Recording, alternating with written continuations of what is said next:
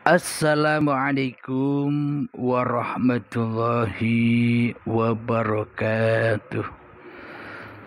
Bismillahirrahmanirrahim.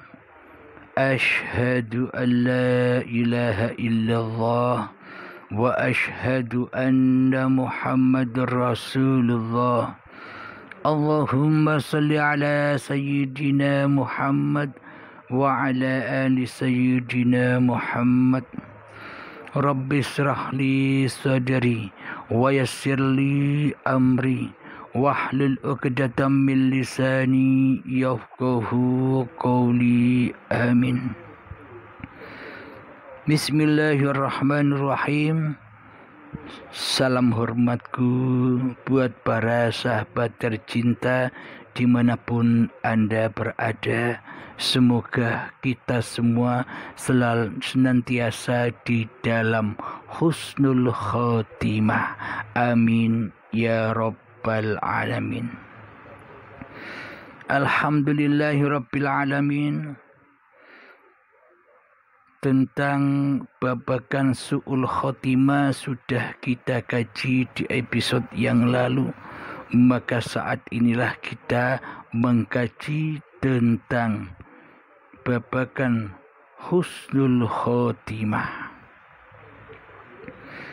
Jadi husnul khotimah itu baik pungkasannya, selamat pungkasannya, kembali pulang kepada Allah Subhanahu wa ta'ala.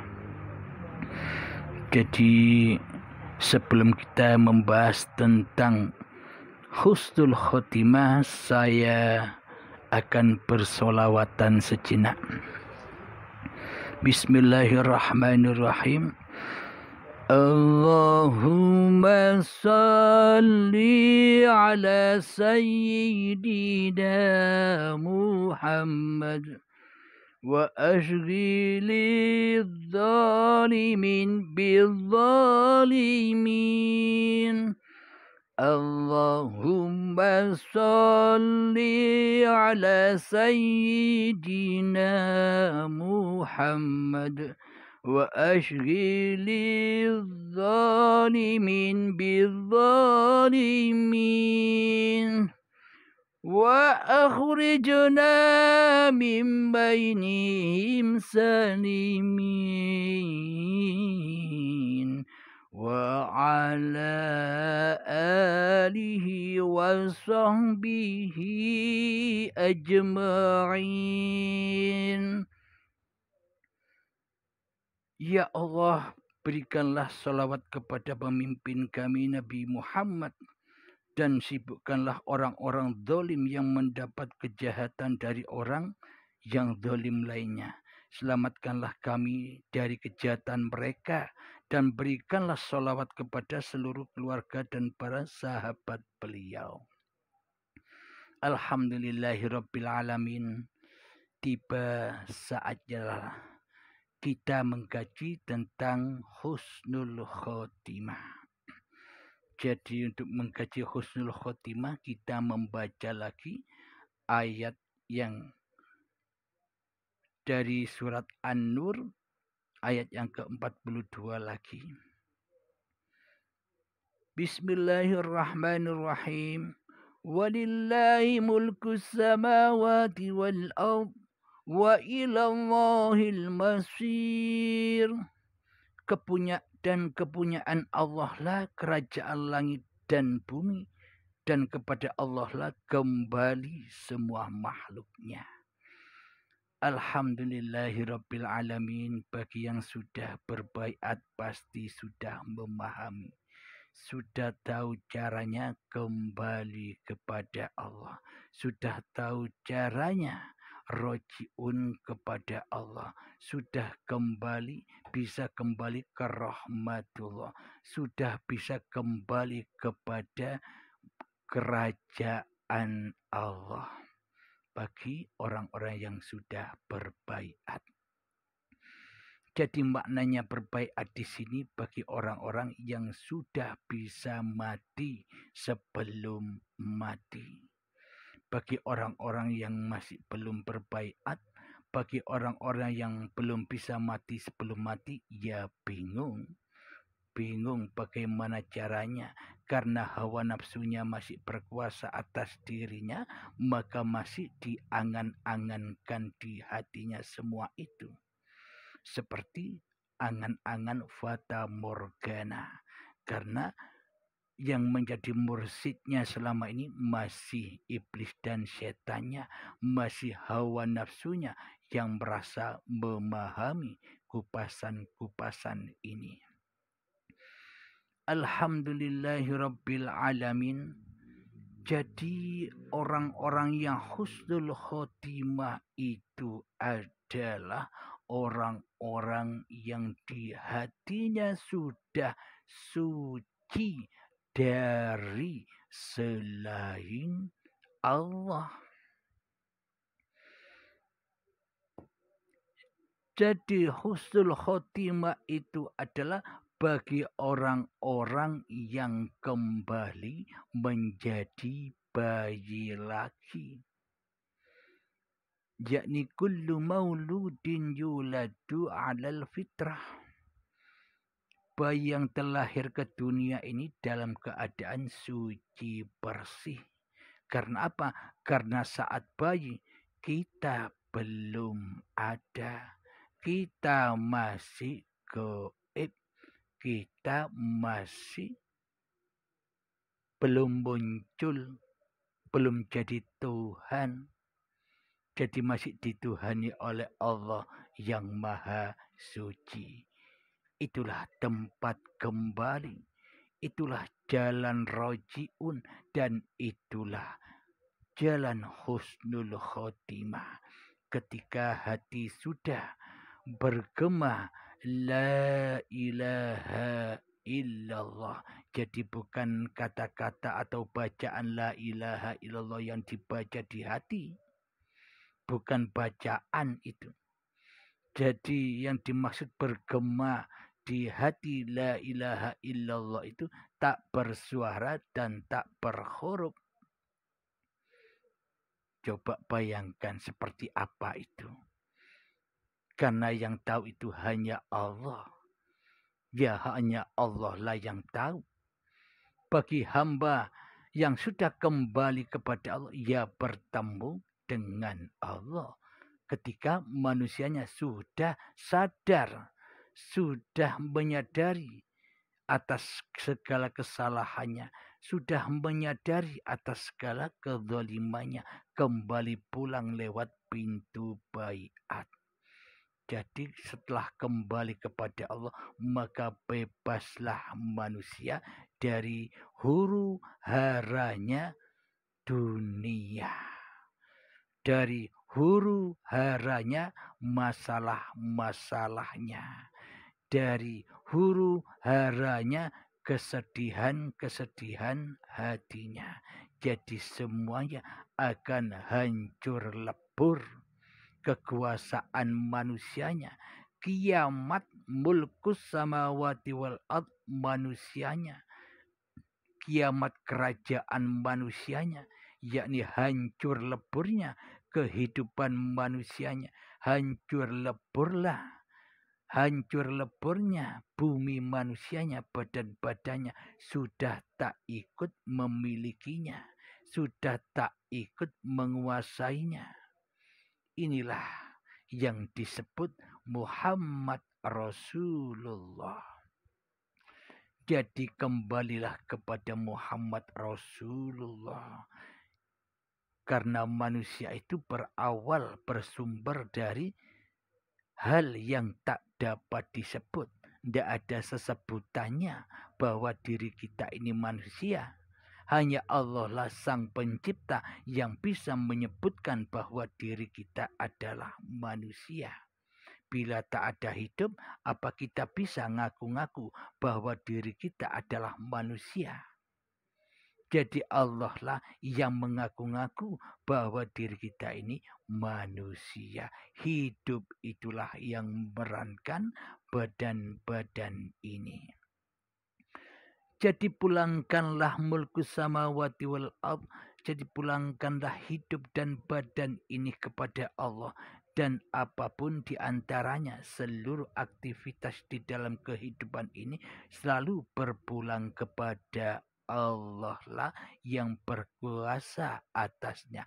Inilah jalan husnul khotimah. Jadi baik suci pungkasannya, selamat kembali kepada Allah dengan senyuman kebahagiaan. Jadi husnul khotimah di dalam sholatnya, husnul khotimah di dalam seluruh ibadah-ibadahnya, husnul khotimah di dalam duduknya, husnul khotimah di dalam berdirinya, husnul khotimah di dalam mandinya, husnul khotimah di dalam makan minumnya, husnul khotimah di dalam memasaknya di dapur, husnul khotimah di dalam belanjanya ke pasar, husnul khotimah di dalam naiknya sepeda motor, husnul khotimah di dalam seluruh pekerjaan-pekerjaannya, semuanya serba husnul khotimah. Itulah amalan yang suci. Karena hati selalu berpulang kepada lillahi ta'ala daripada berpulang kepada linapsinya. Inilah yang disebut di dalam husnul khotimah itu disebut amal yang soleh. Amal yang pasti diterima oleh Allah. Bagaimana mungkin tidak diterima oleh Allah yang berbuat amal ya Allah sendiri. Jadi kemakhlukannya, jadi kemanusiaannya, jadi Muhammadnya sudah sadar bahwa dirinya tidak bisa apa-apa. Jangankan bisa apa-apa, hidup saja tak punya. Inilah disebutkan bahwa Kanjeng Nabi Muhammad itu contoh dari seluruh manusia. Contoh manusia termulia, maka ikutilah Kanjeng Nabi Muhammad itu. Jangan ikut raganya, hatinya yang diikuti. Iman takwanya yang diikuti. Jadi bila iman takwa di hati ini sudah benar, sudah maha suci yang berkuasa atas langit dan buminya, maka benarlah, maka sucilah semua apa yang dilakukannya. Sama halnya ketika kita membahas tentang sholat di dalam ilmu fikih. Jadi sholat itu induk dari segala induknya segala ibadah.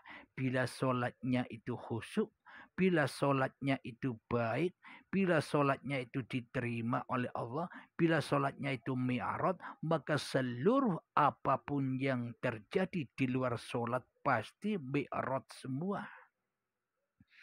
Namun akan tetapi bila di dalam sholat induknya ibadah hati kita mabuk, tertidur, terlena, bertemu dengan Tuhan dunia di hatinya, maka di luar sholat pun semuanya serba salah, serba hancur, serba tak ada hikmah dan faedahnya di sisi Allah, melainkan azab yang pedih. Berilah kabar gembira kepada mereka. Apa itu? Yakni azab yang pedih. Alhamdulillahirabbil alamin. Jadi kembali kepada Allah itu ya harus lewat pintu baiat, yakni syahadat.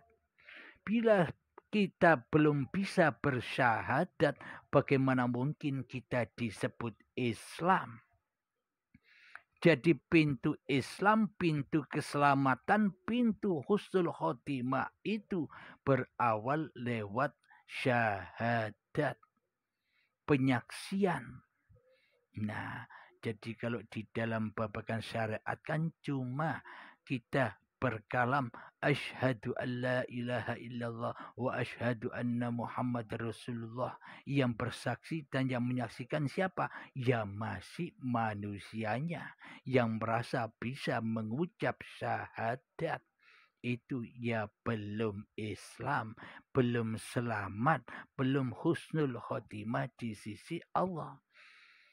Akan tetapi bagi manusia, bagi hawa nafsu itu sudah cukup disebut Islam bagi hawa nafsu.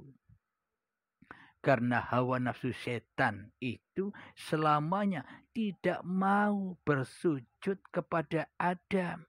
Tidak rela hatinya, tidak ridho hatinya bila ia dikatakan tidak wujud. Bila ia dikatakan tidak ada, Allah saja yang tak wujud, Allah saja yang tak ada. Nah ini kan kita tersesat mengikuti akidah dan imannya setan. Alhamdulillahirabbil alamin. Bila kita sudah menyadarinya, maka belajarlah syahadat. Syahadat yang benar. Siapa yang bersyahadat itu? Selama kita yang merasa bisa bersyahadat, kita yang merasa bisa berkalam syahadat, ya masih belum syahadat itu. Masih sahadatan, sahadatan, masih bohong-bohongan, masih dusta di sisi Allah Subhanahu wa Ta'ala. Sebab apa? Karena di hatinya masih mulkus samawati wal ard, menjadi rajanya langit dan bumi. Karena di hatinya menjadi rajanya hidup dan badan ini. Jadi selamanya lambangnya bagi orang yang su'ul khotimah itu Allahnya goib. Akan tetapi lambang tanda bagi orang yang sudah husnul khotimah, Allahnya lebih wujud, lebih nyata daripada ciptaan-ciptaannya. Jadi kebalikannya. Jadi adanya su'ul khotimah dan husnul khotimah, maka jelaslah adanya sekarang ini. Tapi dibabakan filmnya, tapi dibabakan batiniahnya, tapi dibabakan hakikat dan ma'rifatnya. Ilmu hakikat dan ma'rifatnya. Kalau kita membahas tentang syariat, yaitu semua cerita-cerita yang belum kita ketahui besok adanya. Maka semuanya akan kadaluarsa. Kita akan tertipu dan menyesal dengan penyesalan yang sangat amat dalam ketika Yaumil Akbar itu datang. Dirampasnya dengan paksa seluruh harta-harta kita. Dirampasnya dengan paksa apa yang dicinta-cintai di dalam hati kita. Dirampasnya dengan paksa dan siksa badan-badan yang selama ini kita akui sebagai badan milik kita. Dirampasnya hidup yang selama ini kita akui sebagai hidup manusia kita. Dengan paksa dan siksa yang begitu amat pedihnya. Alhamdulillahirabbil alamin. Semoga saya dan kita semua memahami pemaparan ini, terus istiqomah mengikuti paparan-paparan ini.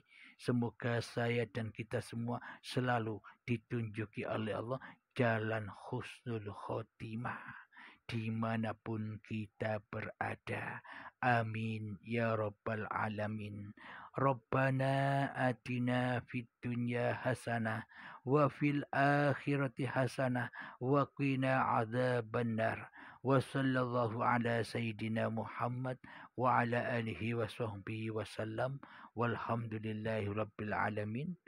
Akhir kalam. Assalamualaikum warahmatullahi wabarakatuh.